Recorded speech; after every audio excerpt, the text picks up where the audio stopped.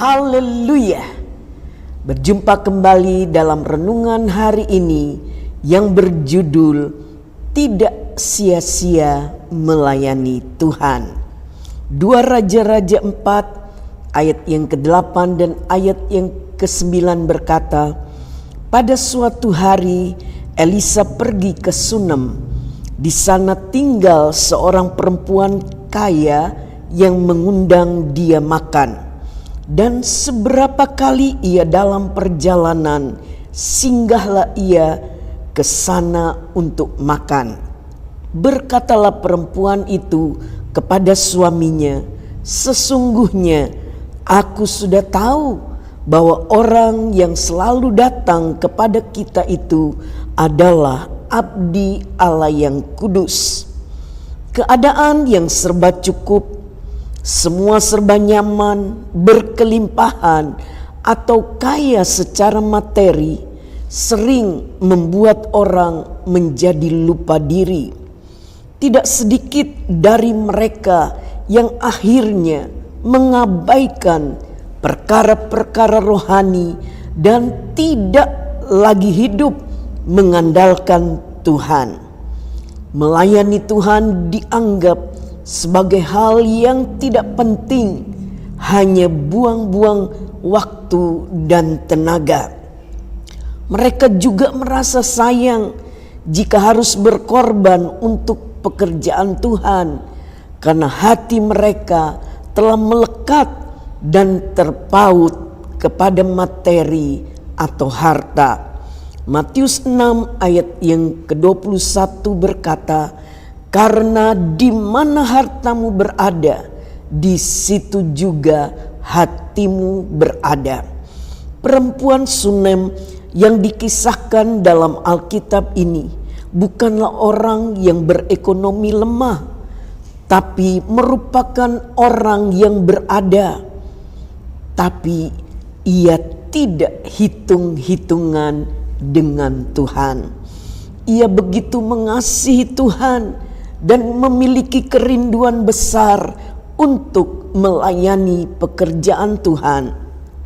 Dengan berkat kekayaan yang dimiliki, ia melayani Tuhan seperti ada tertulis di dalam Amsal 3 ayat yang ke-9, muliakanlah Tuhan dengan hartamu dan dengan hasil pertama dari segala penghasilanmu. Salah satu bukti kasihnya kepada Tuhan dan pekerjaannya adalah mengajak suaminya untuk membuat sebuah kamar atau ruangan khusus di rumahnya yang ia siapkan bagi hamba Tuhan yang singgah ke rumahnya. Inilah hidup yang menjadi teladan bagi orang lain. Teladan bahasa Yunaninya tupos, artinya model, pola, atau contoh. Jika perempuan Sunem ini tidak terlebih dahulu menunjukkan teladan hidup kepada suaminya, sulit rasanya ia bisa mengajak atau memengaruhi suaminya untuk mendukung pelayanan Tuhan ini.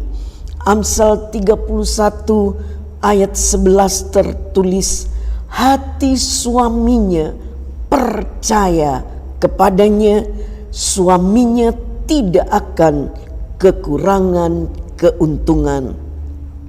Alkitab menyatakan bahwa setiap orang yang menunjukkan kasih, perhatian, atau menyambut hamba Tuhan, utusannya dengan baik, pasti Tuhan perhitungkan. 2 Raja-Raja 4 ayat 16 dan 17 berkata, berkatalah Elisa, pada waktu seperti ini juga tahun depan, engkau ini akan menggendong seorang anak laki-laki.